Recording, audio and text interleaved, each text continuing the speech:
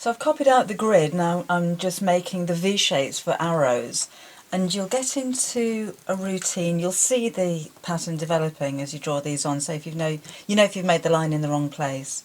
So again, just from one diagonal to another across the squares, and these are going to be my stitch marks.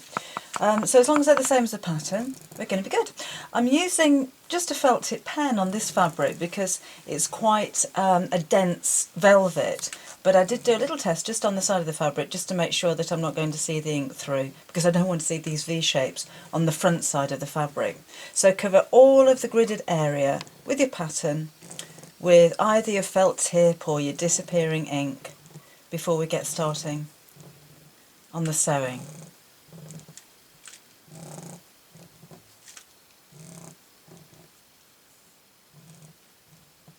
Now this is a 3-point stitch, so I'm going to start right over in the corner. I find this easier because I'm right-handed, just to start in the bottom left-hand corner.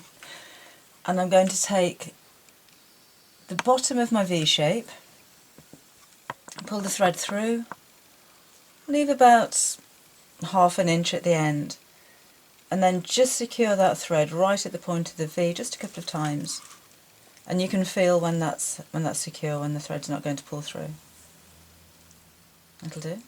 Go across to the opposite corner here and pick up just a tiny amount of thread. Go all the way through, using the same colour thread so you're not going to see this on the other side. And go back down to the first point of my V. And I'm going to pull those two sections together like so. And then just stitch over and over and over. I don't want these to come undone. And then my final loop is going to go around my needle, pick up that thread and pull that nice and tight.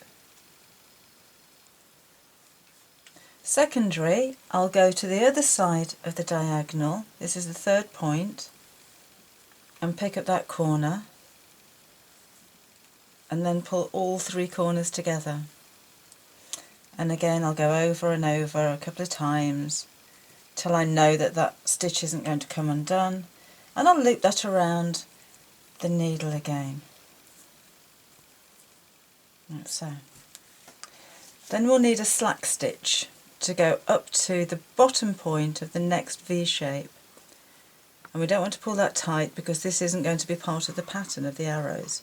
So just leave that stitch loose and then over stitch a couple of times to make this stitch nice and tight,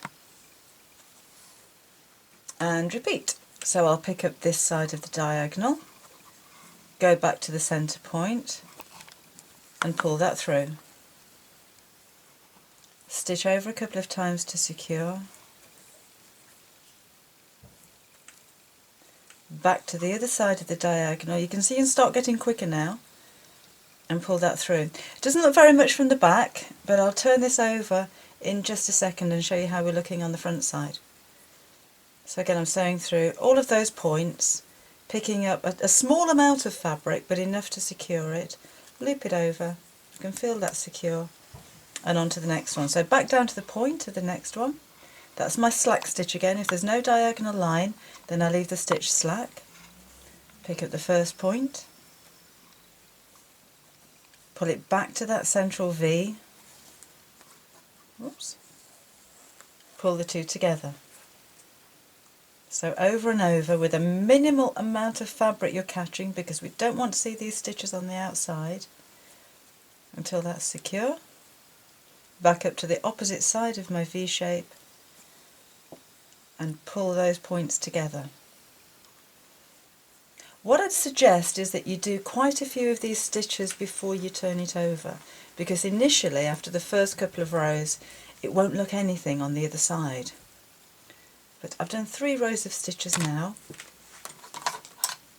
I'll just snip my thread off and show you how it's looking. I wouldn't normally stop until I've run out of thread.